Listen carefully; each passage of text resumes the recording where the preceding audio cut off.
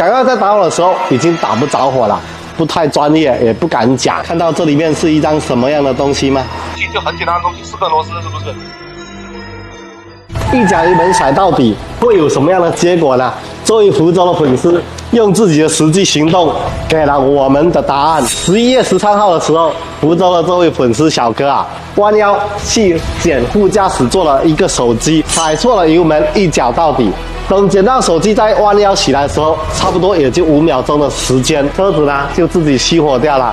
想要在打火的时候已经打不着火了，只能把车子拖到了福州的一家看起来比较专业的修理厂，然后呢被告知是重石缩位，气门呢有可能顶弯变形，需要拆解这个发动机进行维修。福州这位小哥呢不太放心，平常时也有刷到视频，也熟了我的联系方式，于是呢就打电话给了我，问我说这样子要怎么处理。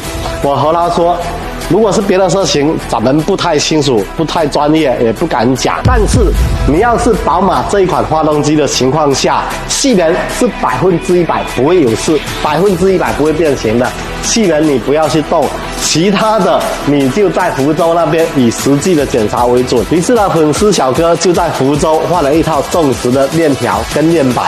换完之后，启动起来之后，感觉一切好像正常了，只是他在开的时候，感觉到发动机异响会比较大，开着呢也不太舒服，于是呢就从福州把车开到厦门来找到我。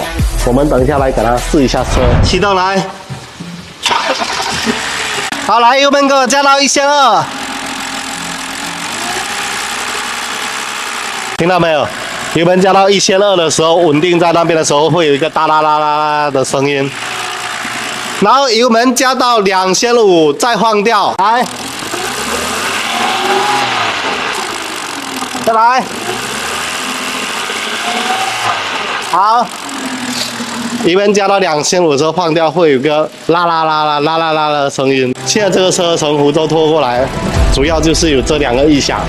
这2个异响呢，坐在车里面特别明显，所以呢，车主感觉开起来挺不舒服的。也跟粉丝沟通过了，要把这个气门室盖拆开看一下，因为所有的异响的声音都来自于这个气门室盖里面的，把它拆开看一下，看看是怎么样的一个问题。这台车还有第3个异响，也是很多5系、7系搭载 N52发动机的一个通病。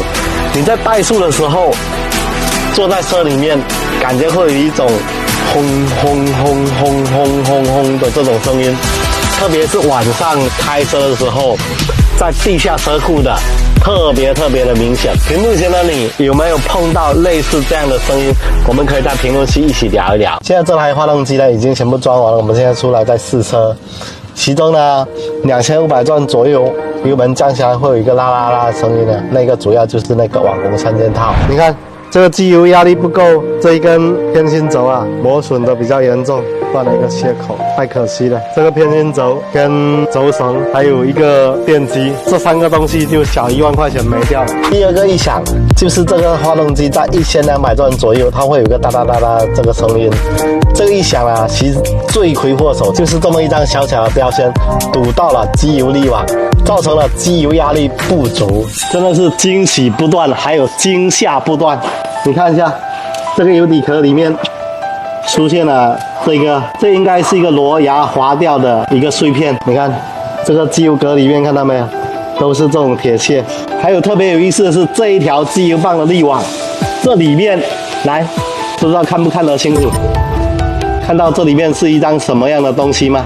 我们把这里面的这张纸给它抠出来，这是一张什么样的标签呢？看得到上面的字吗？这个应该是一个链板的一张标签。它这个车在福州的时候，这个链板是新的，链条是新的。这一张标签呢，它应该是贴在这里面的一张纸，然后可能在更换的时候没有把这张标签给它撕掉，所以就造成这张标签从这里面掉到油底壳，然后呢吸附到这个滤网里面进来了，所以呢机油就被堵掉了2/3，只有1/3的机油可以通过这个滤网进到了机油棒，所以就造成了整个机油压力是不够的。造成了不可逆转的损害。当然了，钱也没少花，一套网红3件套，再加上所有的油水，加上工时，特别费工时，总的15000多。还有第三个异响就是 N52搭载在5系或7系车上的时候，怠速都会有个轰轰轰轰轰这个声音。你们知道会是什么坏了吗？我已经修好了，配件加工时总共花了3200块钱。你们有谁猜到是车上什么配件坏了？我为什么说花这么多钱？就是因为这台车好开，你明白了吗？明白，你花了那这么多钱是浪费这么多钱，大哥，你自己买配件，然后找人修，我不知道你找谁修，你那个3000多块钱的，那个你就是白花钱。那个也不叫浪费钱，那个是我不知道你有这个窍门，有这个窍门的话，我就不会直接找你换了，还要讲这个东西，因为什么车装上去就很简单的东西，4个螺丝是不是？